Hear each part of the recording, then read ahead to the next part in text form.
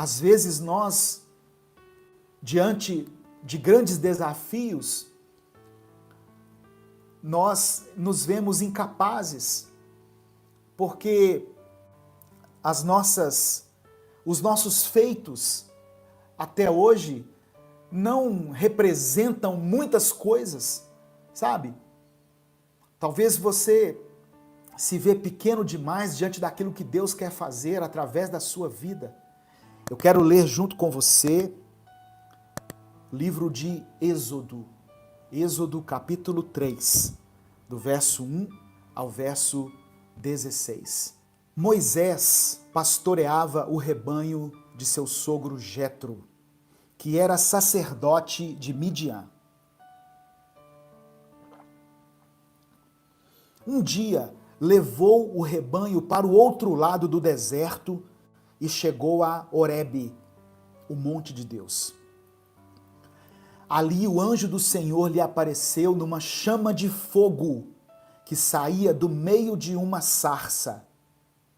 Moisés viu que, embora a sarça estivesse em chamas, esta não era consumida pelo fogo. Versículo 3. Que impressionante, ele pensou. Por que a sarça não se queima? Vou ver isso de perto. O Senhor viu que ele se aproximava para observar. E então, do meio da sarça, Deus o chamou. Moisés, Moisés. Eis-me aqui, respondeu ele. Então disse Deus, não se aproxime, tire as sandálias dos pés, pois o lugar em que você está é terra santa. Disse ainda, eu sou o Deus de seu pai, o Deus de Abraão, o Deus de Isaque, o Deus de Jacó. Então Moisés cobriu o rosto, pois teve medo de olhar para Deus. Disse o Senhor, de fato tenho visto a opressão sobre o meu povo no Egito, e também tenho escutado o seu clamor, por causa dos seus feitores, e sei quanto eles estão sofrendo. Por isso desci para livrá-lo das mãos dos egípcios e tirá-los daqui para uma terra boa e vasta, onde manam leite e mel, a terra dos cananeus, dos hititas, dos amorreus, dos ferezeus, dos heveus e dos jebuseus. Pois agora o clamor dos israelitas chegou a mim, e tenho visto como os egípcios os oprimem. Vá, pois, agora, eu o envio ao faraó para tirar do Egito o meu povo, os israelitas. Moisés, porém, respondeu a Deus, quem sou eu para apresentar-me ao faraó e tirar os israelitas do Egito? Deus afirmou, eu estarei com você. Esta é a prova de que sou eu quem o envia. Quando você tirar o povo do Egito, vocês prestarão culto a Deus neste monte. Moisés perguntou, quando eu chegar diante dos israelitas e lhes disser, o Deus dos seus antepassados me enviou a vocês, e eles me perguntarem, qual é o nome dele? Que lhes direi? Disse Deus a Moisés, eu sou o que sou. É isso que você dirá aos israelitas, eu sou, me enviou a vocês. Disse também Deus a Moisés, diga aos israelitas, o Senhor, o Deus dos seus antepassados, o Deus de Abraão, o Deus de Isaque, o Deus de Jacó, enviou-me a vocês. Este é o meu nome para sempre, nome pelo qual serei lembrado de geração em geração. Vá, reúna as autoridades de Israel e diga-lhes, o Senhor, o Deus dos seus antepassados, o Deus de Abraão, de Isaque e de Jacó, apareceu a mim e disse, eu virei em auxílio de vocês, pois vi o que lhes tem sido feito no Egito. Então, por ser um bom pastor no meio do deserto, onde não há recursos, Deus confia a Moisés o papel de um libertador. Só que Moisés se encheu de dúvidas, se encheu de argumentos. Quando nós recebemos uma promessa de Deus e as circunstâncias não são favoráveis a nós, nós também permitimos que a dúvida seja gerada em nosso coração. Amém? Só que Deus disse para Moisés, eu serei contigo. Eu serei contigo. Teve um momento que Moisés falou assim, eu não sei nem falar direito, Deus. Alguns estudiosos acreditam que ou ele era gago, porque ele disse que era pesado de boca e de língua. Alguns acreditam que Moisés era gago, ou que, por ser hebreu, mas criado entre os egípcios, ele tinha um sotaque meio estranho, sabe?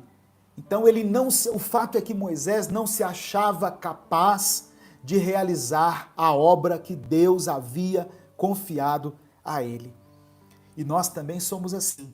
Olhamos para nós mesmos, observamos a nossa limitação, a nossa incapacidade e nos esquecemos de que nós servimos a um Deus que opera no sobrenatural. Deus não opera no plano natural. Deus não depende dos recursos naturais para fazer aquilo que Ele quer fazer. Deus só depende que nós digamos a Ele, eis-me aqui, Senhor. Quando ouvir a voz de Deus te chamando para algo, apenas diga, eis-me aqui, Senhor. Só isso. Não olhe para a sua vida, não olhe para a sua limitação. Se Deus te chamou, se Deus te escolheu, certamente Ele é quem vai te capacitar. Amém? Um exemplo disso é a vida de Abraão. Quando Deus chama Abraão, em Gênesis capítulo 12, e Deus fala assim, eu farei de você pai de uma multidão, você será pai de muitas nações, Abraão. Só que Abraão já era velho e era casado com uma esposa estéril e não tinha filhos. Mas mesmo assim, Abraão, num primeiro momento, acreditou. Ele seguiu o comando de Deus, que dizia, sai da tua terra, da tua parentela, ou seja, sai da geografia que você está ocupando, se desliga dos seus parentes e vai para uma terra que eu vou te mostrar. Deus estava propondo um novo tempo na vida de Abraão. Mas para isso, para que Abraão entrasse e assumisse esse desafio, esse propósito, era preciso ter fé. Porque aos olhos naturais era impossível que Abraão e Sara tivessem filhos. Por isso a palavra do Senhor diz que Abraão creu contra a esperança. Por isso ele é chamado o pai da fé. Onde não haviam possibilidades, ele acreditou nas impossibilidades. Aleluia. Em Números capítulo 13, quando o povo chega à terra prometida, quando o povo está prestes a entrar na terra prometida, eles enviam antes 12 espias, pessoas para examinar a terra, antes de entrar. Eles escolhem 12 homens e mandam esses homens espiar a terra. 10 deles voltam com um relatório negativo, dizendo assim, a terra é boa, só que tem gigantes. E a Bíblia diz que aos olhos deles, eles se viam pequenos demais, aos olhos deles. Porque eles olharam sobre a perspectiva dos gigantes e não sobre a ótica de Deus. Nós precisamos olhar para a nossa vida, para os nossos desafios, para aquilo que está diante de nós, sob a perspectiva de Deus.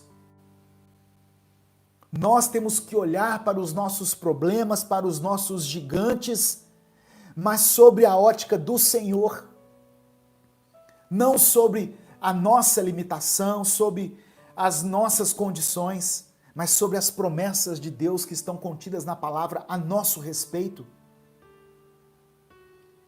Mas 2 homens entre aqueles 12, 2 homens chamados Josué e Caleb, tiveram uma atitude positiva diante daquele desafio e disseram, olha, realmente lá tem gigantes. Só que esses gigantes, eles poderão ser derrotados por nós. Se Deus quiser, Se Deus nos capacitar, Ele poderá fazer com que nós derrotemos esses gigantes. A nossa atitude, o nosso olhar, a nossa positividade ou a nossa negatividade diante dos problemas, diante dos obstáculos, vai determinar as nossas conquistas. Nós precisamos olhar para a nossa vida como Deus a vê, como Deus nos enxerga, não como o mundo nos enxerga, não como o inimigo nos enxerga, não como as pessoas nos veem, mas como Deus nos vê. Amém?